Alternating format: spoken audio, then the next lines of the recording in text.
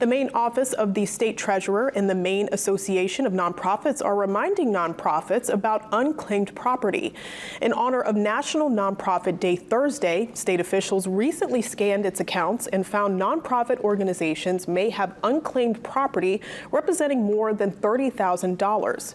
The state currently holds around $310 million of unclaimed property that belongs to Maine citizens and organizations. This includes money and other financial assets considered lost or abandoned when an owner cannot be located after a time of inactivity. To see if you or your organization has unclaimed property, you can go to maineunclaimedproperty.gov.